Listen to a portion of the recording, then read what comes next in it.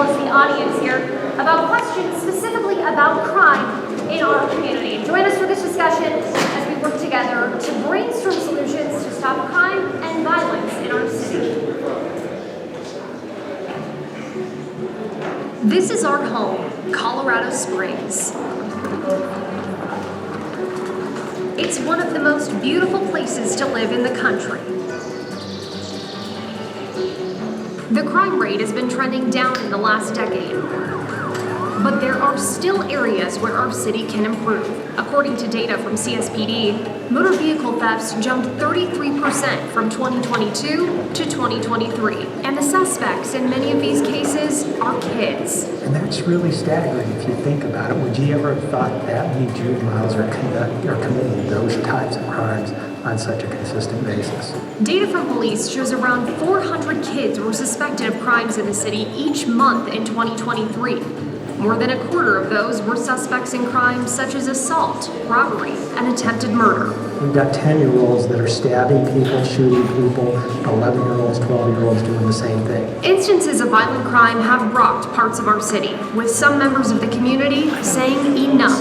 These flashes of violence that occur are really just a reminder that we have a problem in our neighborhood that is underlying and being ignored and, not being addressed properly. Tonight, we're at the Citadel Mall, where 3 people have died in shootings in the last 2 years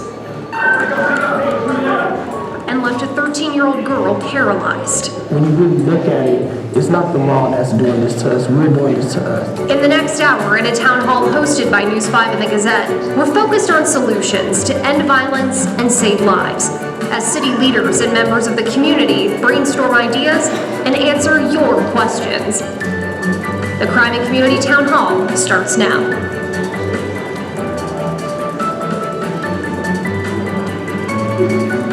Good evening, everyone, and thanks for joining us for this town hall discussion live from the Citadel Mall in Colorado Springs. I'm Allison Zimmerman, and for the next hour, city leaders and influential members of our community will answer your questions and discuss possible solutions to crime and try and prevent violence in our city. We want to thank today's speakers for participating in this town hall tonight, including City Council Member Nancy Henjum. Councilwoman Henjum represents District 5, which covers areas north and east of downtown, all the way to Powers Boulevard. This includes the Citadel Mall. She has lived in District 5 for more than 3 decades. And next, we welcome Dee Smith with the Men of Influence. His organization's mission is to bring local gangs together for open discussions to prevent violence in our community. They've also started a mentorship program in some schools within Harrison School District 2. And also joining us this evening is Mitchell High School Principal George Smith. He was born on Fort Carson and has called Colorado Springs home his entire life. Principal Smith has worked in public education since 2002. We also want to introduce Colorado Springs Police Chief Adrian Vasquez. Chief Vasquez joined the Colorado Springs Police Department in 1995 after serving in the U.S. Air Force. He was appointed as Chief of Police in April of 2022. We'd also like to thank Colorado Springs Mayor Yemi Mobolade to our town hall. This is his first 4-year term as mayor. One of his top priorities as a candidate was public safety, promising to bolster officer recruitment and training. Before we get started, we would like to thank Deborah Thornton and everyone here at Imagination Celebration here at the mall. Thank you for providing this space for this meaningful town hall discussion. We're excited to talk about some possible solutions and hear from community members tonight. Let's give a round of applause to our panelists.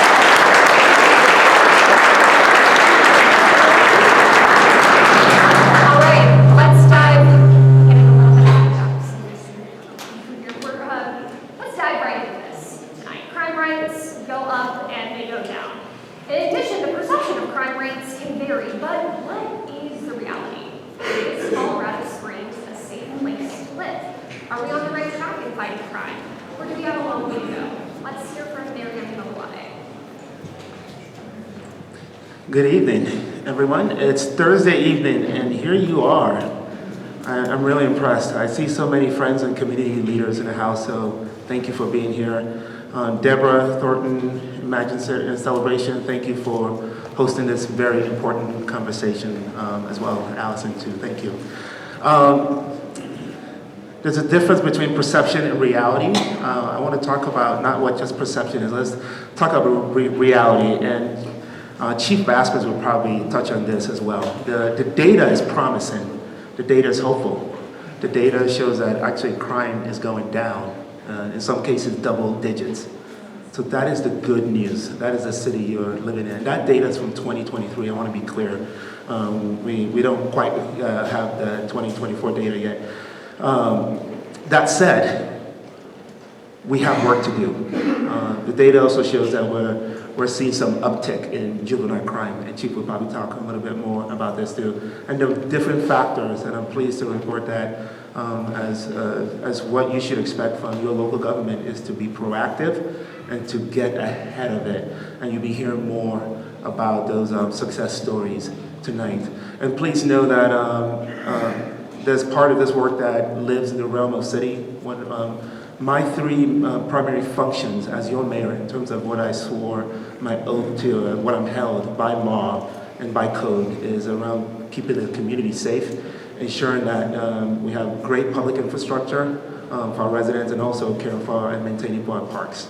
And then a number of indirect services that I also provide solutions to. But public safety is number one. And while public safety lives in the world of city government, your local government, please understand that I can't do it alone.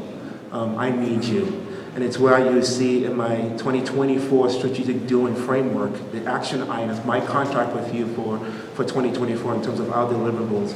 The fifth pillar is community activation. And that requires our partnership as we try to and work to address crime together. Thank you. And we'll get to some of those numbers a little bit later tonight. But Chief Vasquez, safety in Colorado Springs. Is this a safe city? Well, thank you, Allison, and thank you. I also want to start by thanking all the panel members and thanking Deborah for hosting us. This really right here, what you see in front of you is what it takes to make our city the safest city that it can be. Partnerships with the police, with government, with our school districts, and with our community that Dee represents. This is what we have to do. We have to come together as an entire city and play our roles and ensure that we're doing everything we can for our kids and that we're doing everything we can for the safety of our community. Is Colorado Springs a safe city? Yes, I believe strongly that it is a safe city.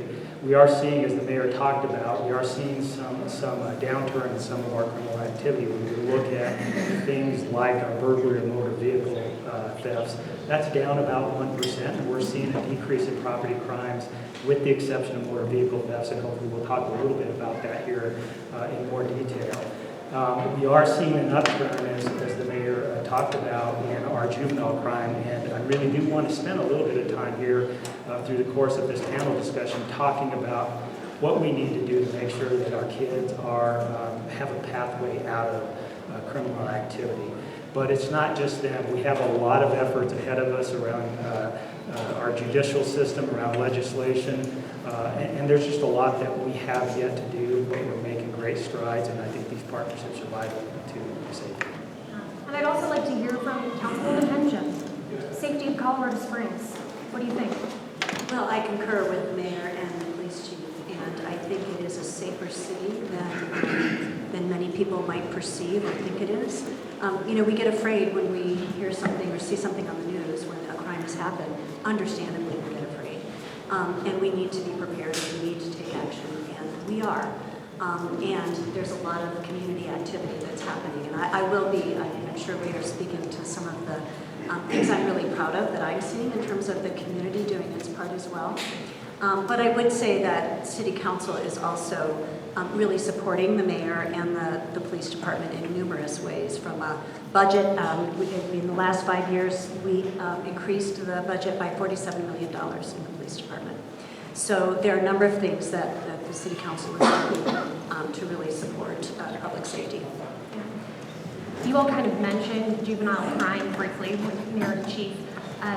George, let's talk a little bit about what we're seeing. I know something you say often is that it takes a village to raise good citizens. How is Mitchell High School and D11 working to keep youth safe and keep kids on the right track? Oh, great question. I too want to extend my appreciation and gratitude for all of the individuals who put this together to host this great town hall. Probably long overdue, so thank you.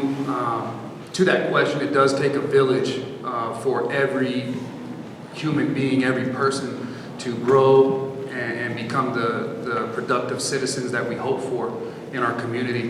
What D11 and Mitchell High School in particular are doing is we are expecting that all students accept ownership over their own learning. And what that does when that happens is it increases agency for those students. Part of agency is having autonomy of choice in their education. And I firmly believe, and so does D11, that when we offer choice to the student and include them in the decisions within education, those students are going to be more engaged in their education, and education then reflects the values that the village has. And education is valuable, education is rewarding, but education does not have to look the same for everybody. And so D11 and Mitchell High School are embracing that philosophy, and we are offering not only traditional pathways, but we're also offering non-traditional pathways through CTE, Career and Technical Education. At Mitchell High School, there's an airplane being built in the old car shop currently. And so I challenge anyone to come and see that for yourself. But if a student is interested in building an airplane and getting into aerospace science, we have that availability at Mitchell. And there's other options throughout the 11. Once again, when students are engaged in learning and in a value system that extends not only within themselves, but outside of that through the people who influence them, men of influence, no pun intended on that one, but you know, those students will stay off the street and remain safe. Yeah, and that kind of segues perfectly. Dee, I know you guys are in schools. Is it choice that is having an impact on student success and preventing violence in our community? What is it? Well, we didn't start off in the schools.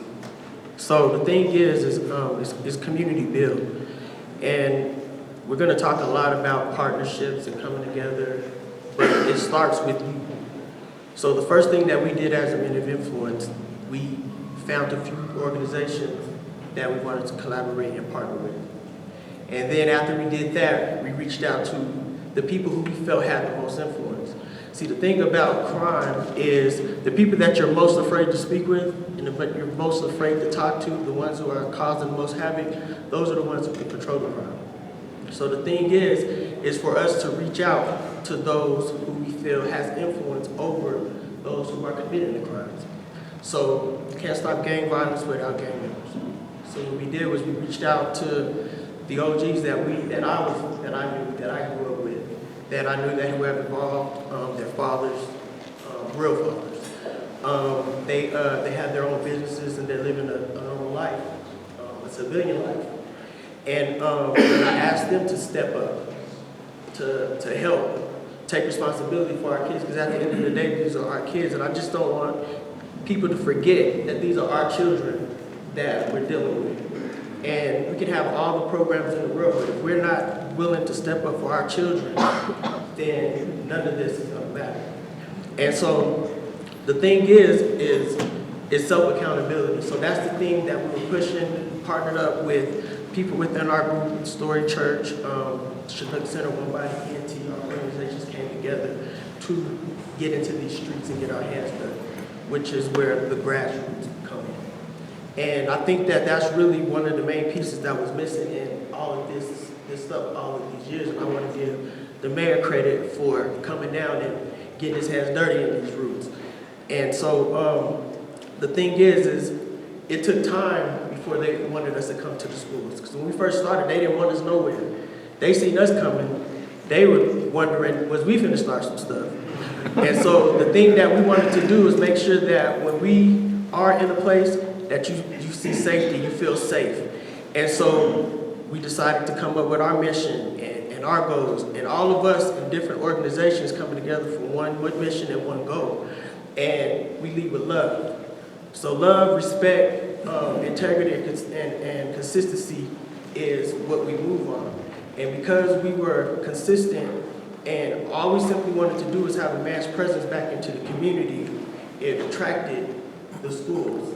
So one thing about getting into the schools is we identify with those schools because we literally was those kids at one time. So the thing is we're able to connect with them. The problem is a lot of times is that you're not going to allow a group like the Men of Influence to get into your schools because there's a whole lot of red tape that you have to go through to connect with the schools. But the kids, they connect with us because we connect with them. We don't judge.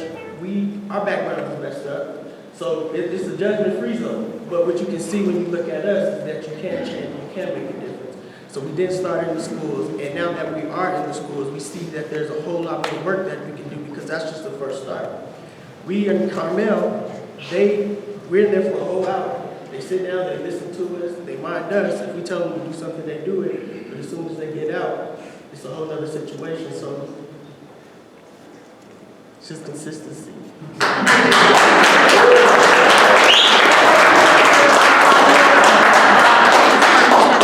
Later on in this town hall. Mayor Mobilade, I want to go back to you. We're here at the Citadel Mall tonight where a deadly shooting took place on Christmas Eve. Community members have been calling for additional security and cameras. What responsibility does the city have when it comes to the safety features in a private business? I mentioned earlier, and first of all, I do want to give D. Smith a lot of credit for the work that he's doing. We got to catch him young.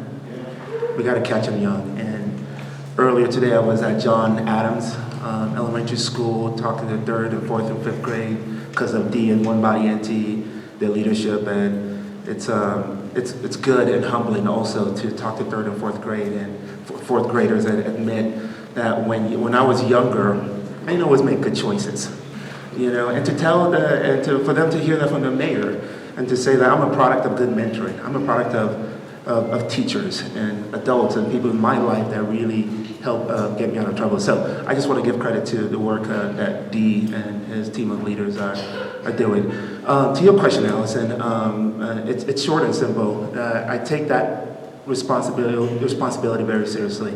I've mentioned that one of the 3 primary responsibilities and function of your local government is public safety.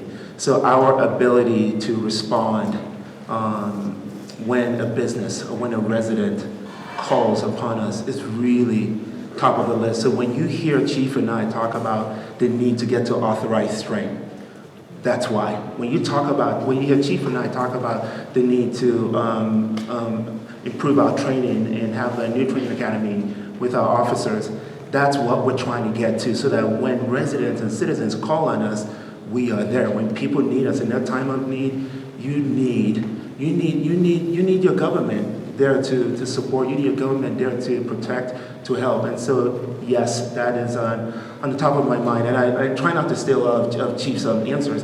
But one of the things that he would tell you is that one of the things we take seriously and we do is that we listen. We data mine. We're not just reactive. We're not just a local government that's just waiting for a phone call. When a 911 call, then we respond. Yes, we want to make sure that we're able to do that swiftly and with excellence and in a way that you trust us. But we are also being proactive in the sense of just as we patrol and listen and ensure that we're able to keep our residents out of harm's way. But is it the city's responsibility to tell a business, you need additional camera, you need additional security? No, not at all. That is just that is government overreach. But if the private entity reaches out to us and says, "Can you guide us? Can you give us some ideas?" We will respond. We will help. But we're not going to come and force you to have cameras and things like that. That's not part of our job. Yeah. And I see Councilwoman Henjum jumping. Well, yeah, and I agree with the mayor. And actually, we're here in the Citadel Mall where the management is in fact increasing their security. They've added an armed guard, or at certain times they've added an extra guard. They're working with CSPD on, I'm going to call it hotspot policing. It's PNI, the chief would have to describe what that is, but to address some of the safety concerns here in the mall. And by the way, I do just want to say, in terms of this mall, and yes, there have been some things televised and horrible things have happened in this mall, and not to diminish that. But just this week alone, in this space, in the Imagination Celebration, there were 20 high school students rehearsing for Midsummer Night's Dream. There were 20 young adults singing and preparing for a show choir. And there was theater across borders rehearsing for educational theater groups going into school. And ballet for Glorico preparing for Cinco de Mayo. And that's just a few of the things that were happening here in this space, in this mall. And there is a lot that's happening in this mall where people actually are enjoying the space and feel quite safe. And we know that this is a cultural hub for our city as well. Police Chief, will you speak a little bit more to that hotspot policing? Yeah, and I'd first like to call out Kurt Rulick, who is the manager of this mall. He's been somebody who has been incredibly supportive in building partnerships with the police department. Not just with the police department, but with business owners like Deborah. And his willingness to come in, allow the police department to come in, and you talked about, is it the government's role to tell a business where to place a camera, where to add security? It really isn't, but somebody like Kurt and any business owner out there should know that the police department has what they call CEPTED evaluations, which is crime prevention through environmental design. We will come in at your request and we will do a complete evaluation of your business, and that's what Kurt has done. And we will tell you, hey, we recommend you put cameras here. We recommend you not have these big rocks right here by the window that somebody can grab and just throw through your window. And the crime prevention through environmental design is a huge piece to your question. We'll do that for any business. But beyond that, the partnerships around this type of hotspot policing really is a holistic approach. So you take a place like the mall that has some violent acts that happen here, and that has been highlighted by a lot of media and by the police department through our response. And you look at partnerships with the people, not just Kurt who manages, but all the business owners. How can we come in and collectively help? What can we do to make sure that we kind of dismantle the networks that allow violent crimes in a place like this? Gun crimes are really what it focuses on, but really it is a holistic approach to evaluating all the partnerships. Are there some city entities, like, for example, can streets help in some way? Can utilities help in some way? What other partnerships can we bring to the table that can really make it less likely that people are going to gather that want to do criminal acts? And I'll just give you one example about it. A mall, for example, is a place where a lot of vehicles are parked, right? People drive here and go to the mall. What do we have a lot of here in Colorado? In Colorado Springs, we have a heck of a lot of motor vehicle thefts to the tune of about 4,383 just in 2023. That's a lot. So how can we deter criminals from coming to a mall and stealing vehicles, as an example? And I promise we will get to that auto theft discussion at some point tonight. George, specifically, though, Mitchell and the Citadel, longtime cornerstones of an iconic neighborhood here.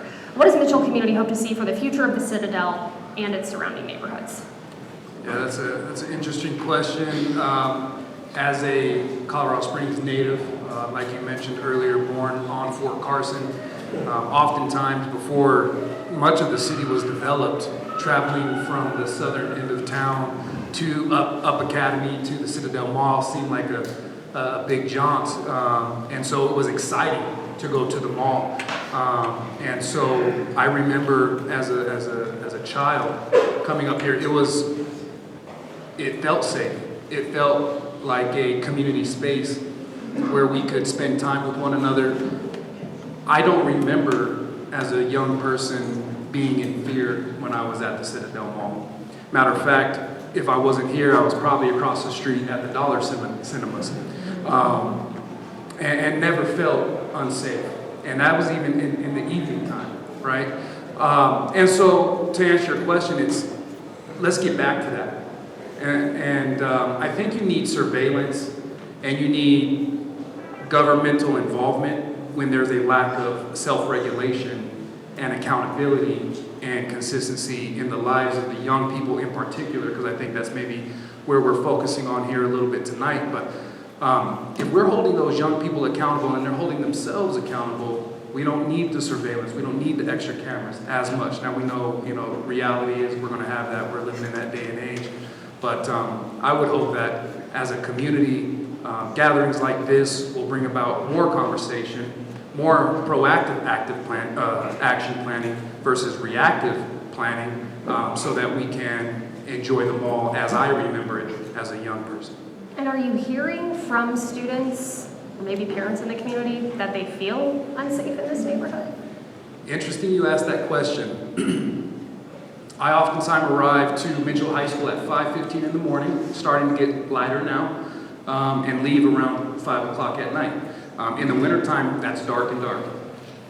I don't feel unsafe. I told a story the other day. Matter of fact, I know just a little bit about real estate, and I know when women are pushing babies, people are out jogging, children are walking to and from school, the real estate goes up, the value goes up. I see that at 5:15 in the morning, oftentimes. I see the children getting off of the school buses by Mitchell, who are elementary students, going to nearby neighborhoods, laughing, smiles on their face. A lot of it is a bad narrative of this neighborhood. Okay, and so we have to collectively, and I do want to mention this, I think this is a good time, that media is part of this community, and though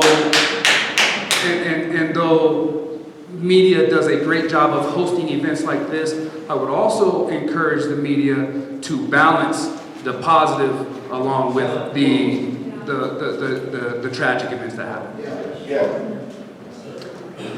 Dee, I know your group has made your presence known here at the Citadel.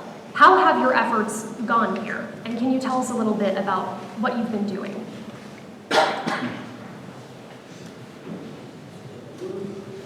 Sorry, you've made your presence known here at the Citadel. Tell me a little bit about your group's efforts here specifically. One of the things is about having our presence at the Citadel has just been more intentional now. I believe that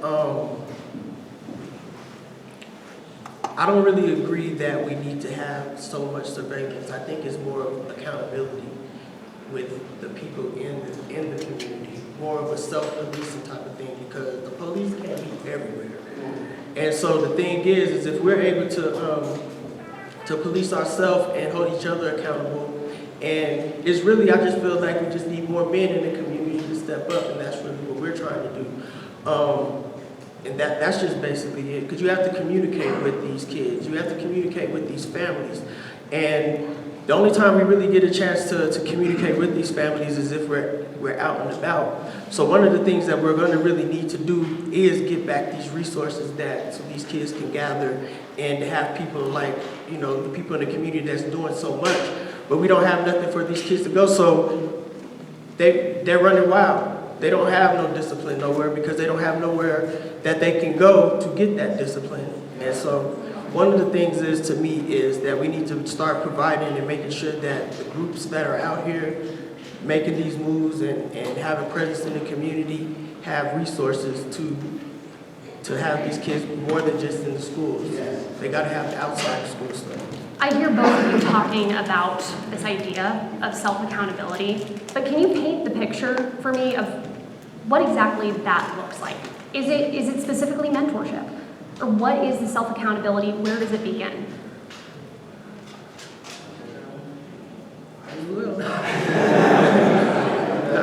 With self-accountability, it is so the thing is, I'm speaking as far as the one body ENT family with the men of influence. We don't point out, we point in. So whenever we find out a problem or a complaint, we try to be the solution to that. So our whole thing is just being solution-based. A lot of the times when you have a relationship with your community, the community is going to tell you what they want. They're going to tell you what they need. A lot of times before these kids do get in trouble, their parents had already reached out and said, I just need you to do something with my boy. Can you guys do something? We can't all the time. We can talk to them, but there's not nothing. We don't have a hub where we can go to like we had back in the day, where you have the boys club, where you can go to the boys club and have activities and stuff like that. So the thing is that we just create them. The problem with creating them is that we're all working and we all have lives, and it's difficult because we don't have the proper funding to do the things that we do. So things get lost in the cracks. But the community tells you what they need, and you just have to provide those things for them. I'll just add on quickly. Oh, I'm sorry. I'll just add on quickly. Dee, sparked a thought.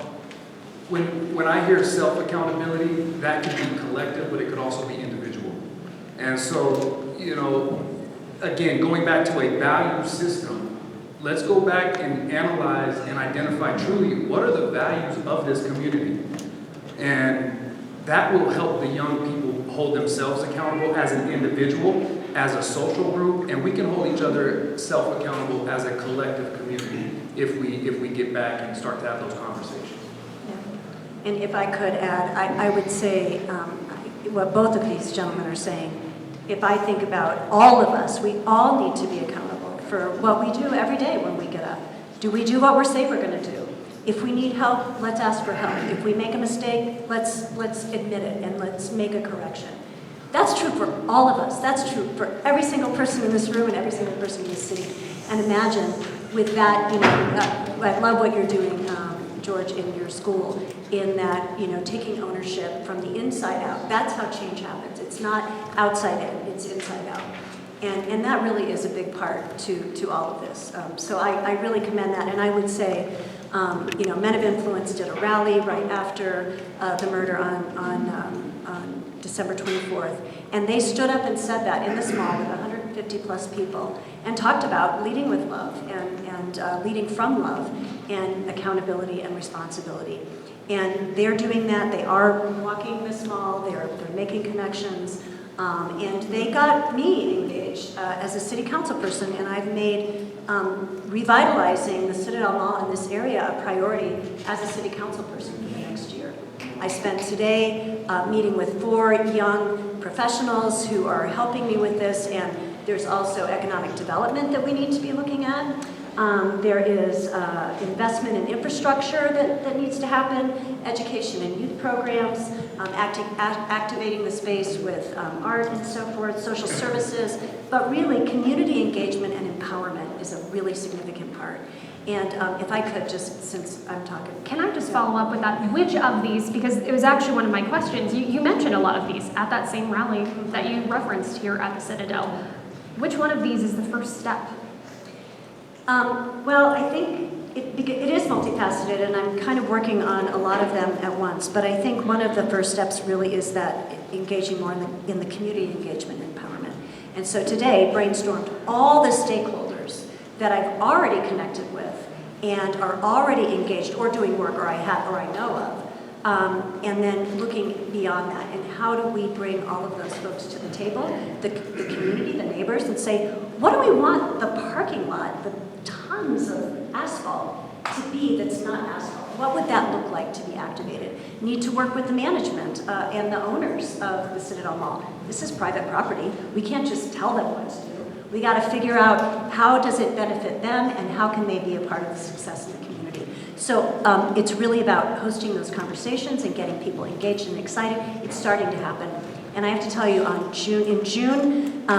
starting in June, Zeal Church, 2,000 people every Sunday will not just be attending church at the mall, they're going to be engaged in the mall. Pastor Cormier, he's here I think tonight. Their church is committed to this community and to serving and being engaged in this community. That is happening, and we want more of that to happen. So what I want to do is help just where I can with the influence I showed you. I don't have power here, I just have some influence. But with that influence I have, how can I help activate those people who are interested? And there are many of them. So. Mayor Mobolade, I want to talk to you. You mentioned a little bit of getting to that authorized strength. Peel back the curtain for us. Where's recruitment and retention stand? Chief? I'll take that one, Alex. So right now, We'll give you the real numbers. I will estimate. We're doing really much better than we have been in the last few years. As you've seen across the country, police retention and recruitment has suffered over the last years. But as we're starting to move forward in our new process, the new hiring process, which is a continuous hiring process, academy every 15 weeks is starting. Our strength now is at 784 out of our 818. Now that's inclusive of the ones that are in the academy right now, but we're starting one every single 15 weeks. Our goal is to get about 32 to 35 in every one of those academies. So I keep telling the mayor I'm going to be coming to him in the October academy is my estimate, and letting him know that I think we're in an over-hire status at that point in time, meaning that we've reached that authorized strength. I want to really have conversations continuously with City Council, with the mayor, and with the citizens to understand that our city is growing very, very fast. And we have to have smart growth with our police department, our public safety officials. So we're not just thinking about today or tomorrow, we're thinking about 5 years and 10 years. What does that look like? And targeting. Just before Thank you, Chief. Mayor I will add to that. We have not reached authorized range since 2019, so that's a big deal to me to get to that. And that's not when Chief talks about smart growth and how city grows, it's really important, and it's all three arms of public safety. And what I mean is, it's with our police officers, also with our firefighters, and also with this third arm of public safety, which is our non-emergent responses. The community and public health.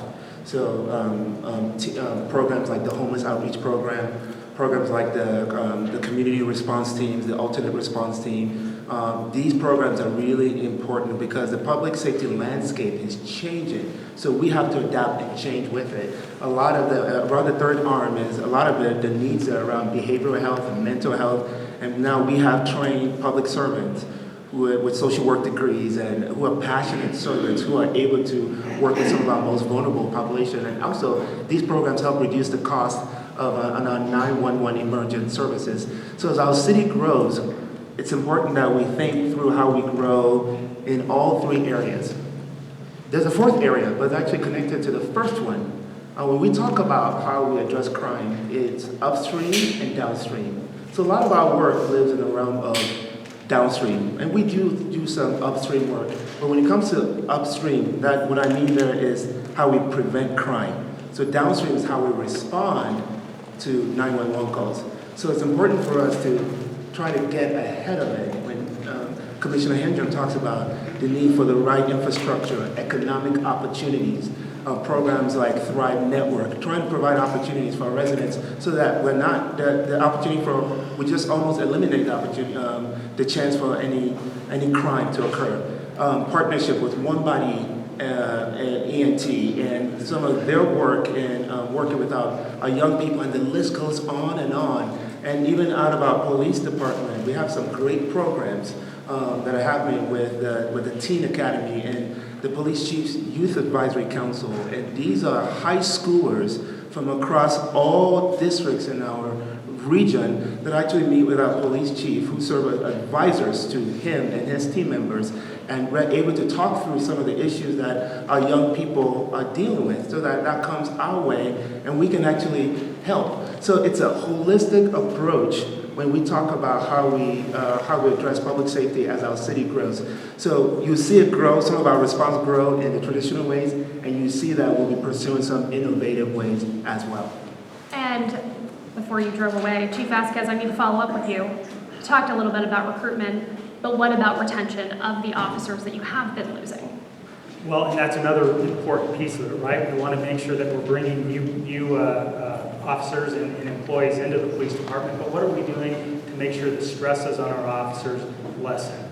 And we're also doing a tremendous amount of work in that. So through the course of 2023, we saw that attrition rate hit somewhere around 7 a month.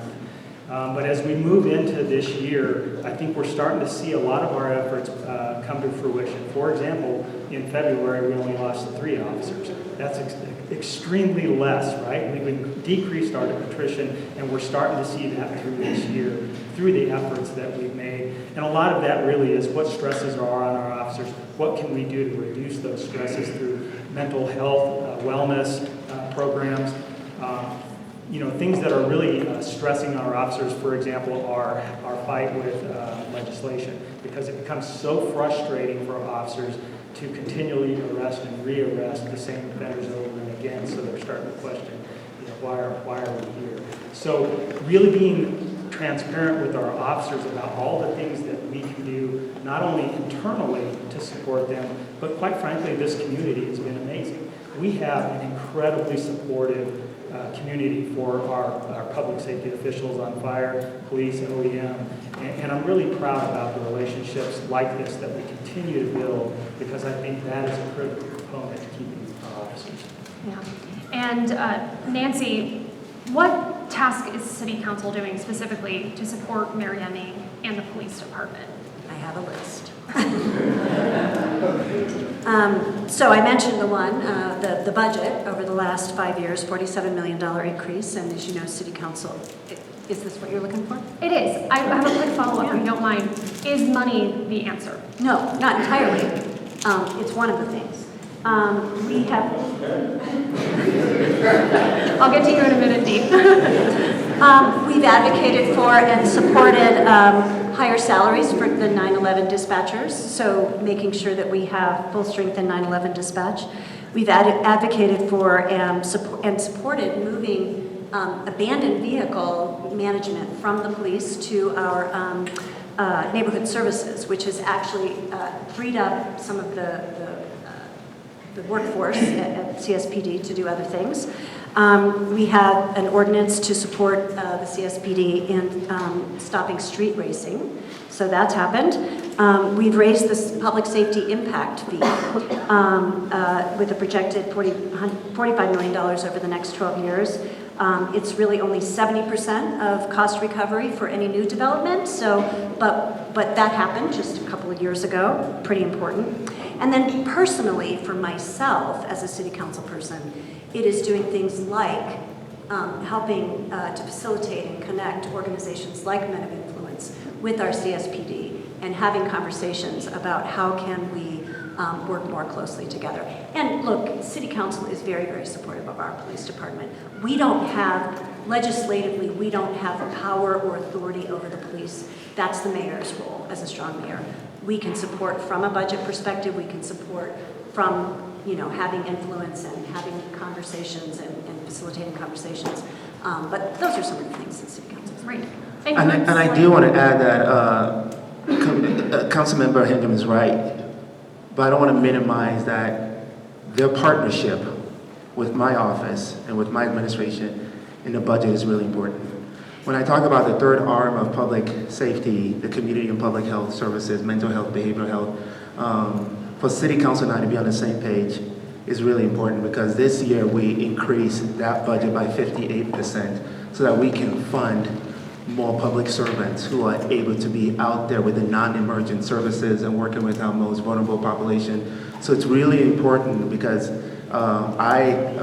just so you know how the government works, we create a budget, council says yes. So we have this partnership back and forth, and we have to be on the same page for their yes. And Allison, one more thing, yes, that's all very true, and that partnership and the communication is very important.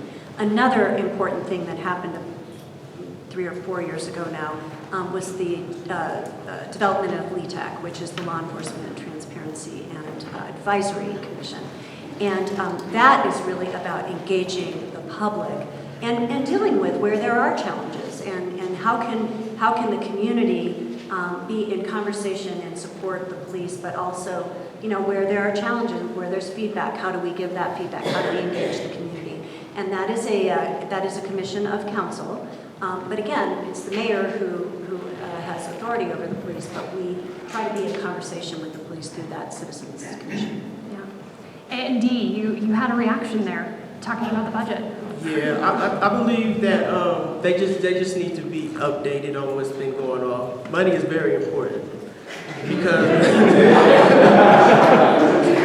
and that's not the only thing, but the thing about it is we've been talking about violence and crime and all of that stuff.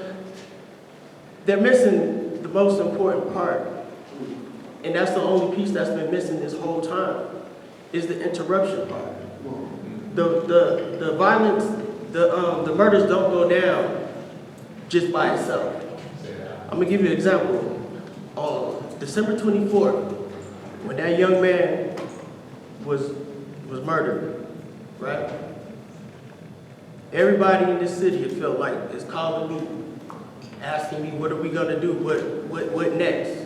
They're panicking. One of my guys, Dom, he texted and said, I guess the Men of Influence is gonna be working on Christmas. The thing is when stuff do happen, you have to be able to jump out there and get in front of it so it don't go back and forth. The back and forth is what makes the murder rate go up. If you're able to stop it or slow it down, or at least to get somebody to listen and talk, then that's the first step. The second step is being able to provide something else for them to do. That's the step that we're missing. That's where the money comes in. Yeah. That's when you have teen nights that you can have. Yeah. That's when you can have after school programs and stuff like that, to where when you say, look, this is not what y'all gonna do, y'all need to do, this is what we can do. We have to put something else in front of them because they don't have anything in front of them no more. And so we go in and we tell them, don't shoot that man. They tell us, okay, now what? And so they're good for another week or two, and they're now out of time. And that's the same thing for kids as it is for adults. And the thing about it is, because of our background and because of the influence that we have in our respective areas, we know what that feel like, because we lived it.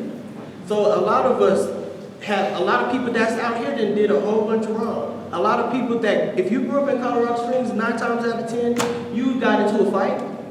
So you know all of those different feelings and emotions, and you know that if you don't replace it with something, then that means that you're gonna just fall back into your old ways.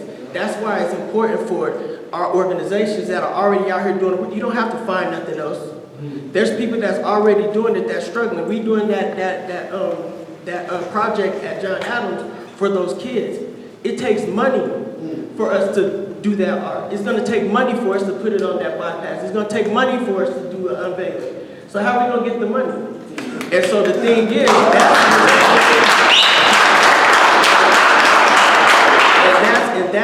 that's what's teaching these kids, and we're already showing them the way. The thing about the mayor coming, I just want to thank you for coming. John Adams is a school I went to. That's my elementary school. And by you coming up there, I ain't never seen no mayor before. Ever. So by you coming in there, talking to them, that's one thing that just lets them know. We seen Obama on TV. They got a chance to see you. You are history.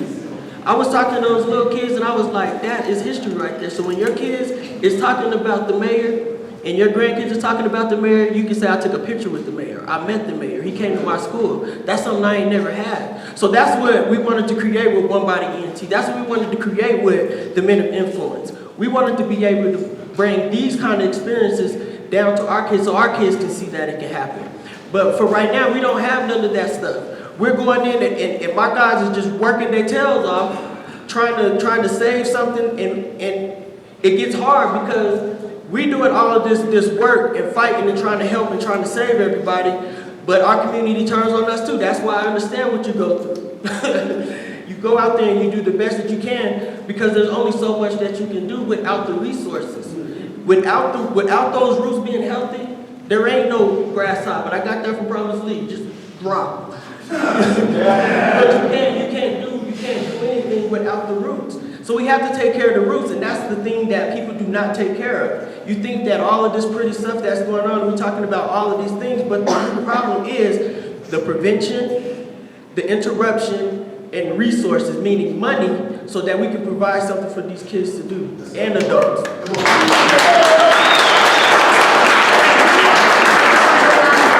Other crimes in our community. Chief, you've mentioned auto thefts have been a concern for CSPD and truly departments around the state. Last year, police worked with legislators to strengthen auto theft laws, and many communities have seen declines in thefts. But in Colorado Springs, as you mentioned, auto thefts rose in 2023.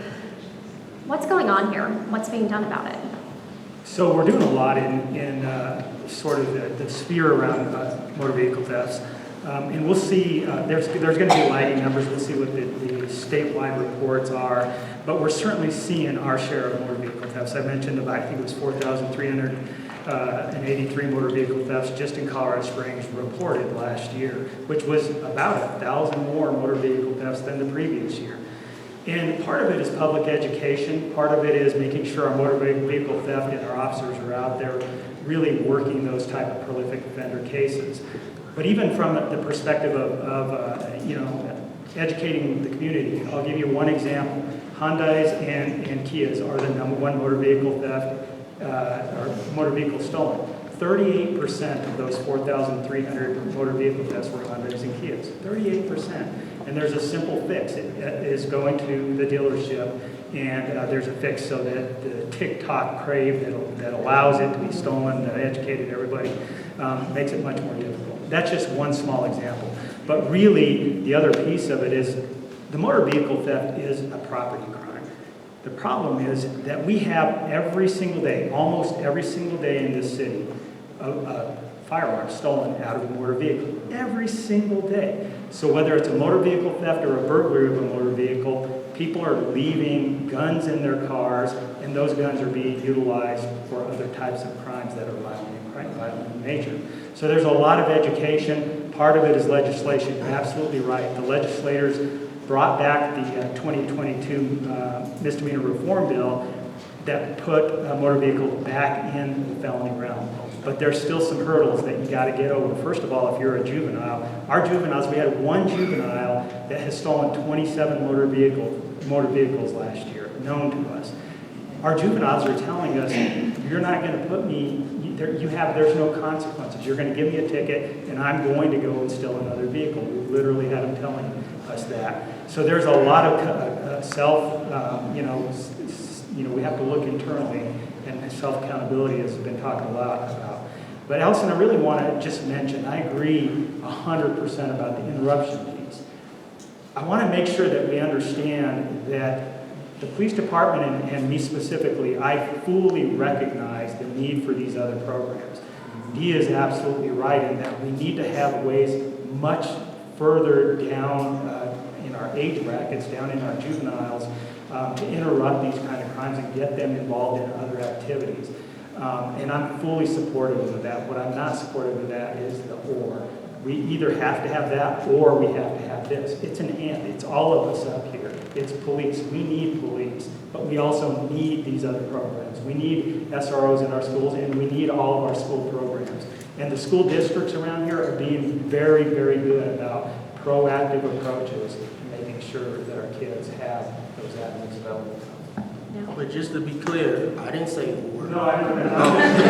I think we see everything. All these pieces go together. And I just said that one piece was the only piece that was missing.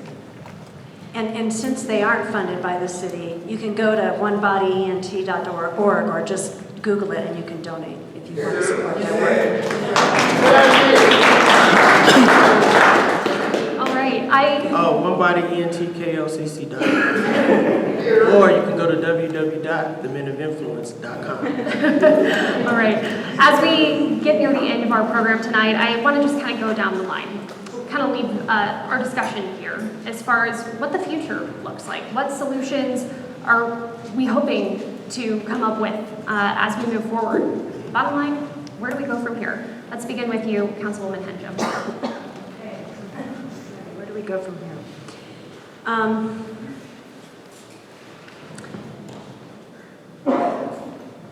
I think we have to stop and listen and respond and not react.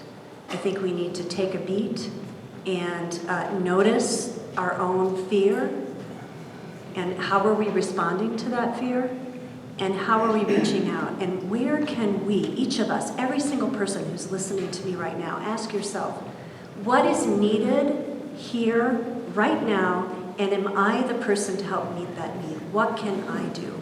How can I serve? And when we all do that, and we see, we make connections and relationships, and we start contributing and serving in our community, and quit pointing fingers and blaming and expecting the police to do it or somebody else to fix it, then we're going to start seeing a change.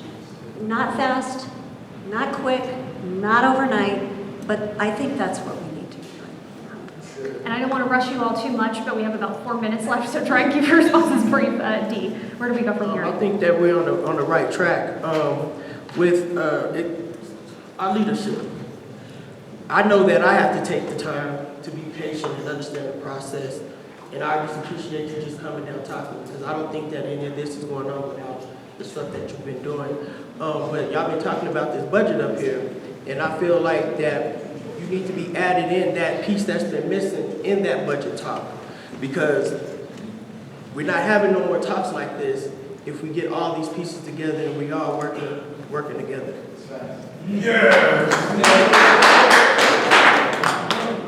I'm going to say a couple things. The tragedy that happened on the 24th of December involved a Marauder graduate. He graduated, so that's number one. So when they walk through the doors of Mitchell, you know, that's the expectation. So high expectations is where we go from here for everybody. And then I'm going to leave my comment where I started. There's only one piece missing on this panel, and that is the voice of the youth. Let's continue to have these conversations, and let's invite the youth of the community to be part of it.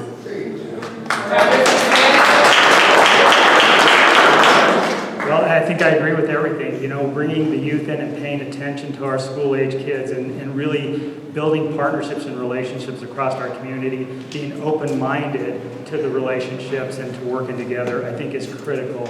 I know I'm open-minded. I know I'm wanting to build these relationships, and I'm sure everybody in this community wants the best for the sake of the city. Let's hear from you. Where do we go from here? Where do we go from here? Three things, and I'll make them brief. Number one, Councilmember Hanjum mentioned it already. It's our responsibility. It's your responsibility. It's my responsibility when we can't point fingers to others. We have to be the change we want to see in the world. Part of that self-accountability is us. What part are we doing? Number two, Dee is right. They do need funding, because just in the same way, you know, as we try to get to authorized strength, we need to pay our officers. And what he doesn't know is I'm working on trying to get some federal funding to support One Body Entity's initiative, because they do these things don't happen. I can't say anything until the money, I know for sure. But so yes, support them. And the third one is come to Citadel Mall. It's safe. Come to Citadel Mall. Come to Citadel Mall. That's how we, you know, come visit Zio Church. I mean, just be here. This place is safe. This is a great place to be, and come and support. Thank you.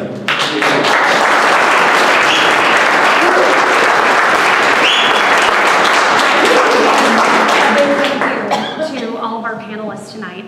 And it's kind of a check-in of where are your sentiments in regards to the neighborhood and moving forward. Are we in a place, Nancy Hencham? We've got a minute left in our program, but just... You know, this is in my district. It's a really vital, important space in this community. It's being used every day. It's going to be used every day even more.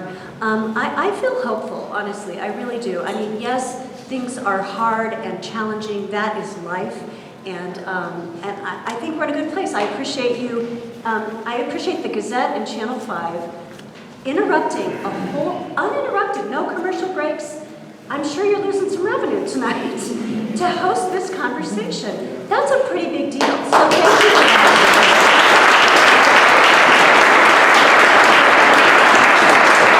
Thank you to each and every one of you. Deborah, here at Imagination Celebration, we'll have a full recap of tonight's conversation tonight as well on KOAA.com. Thanks so much, everyone. Thank you.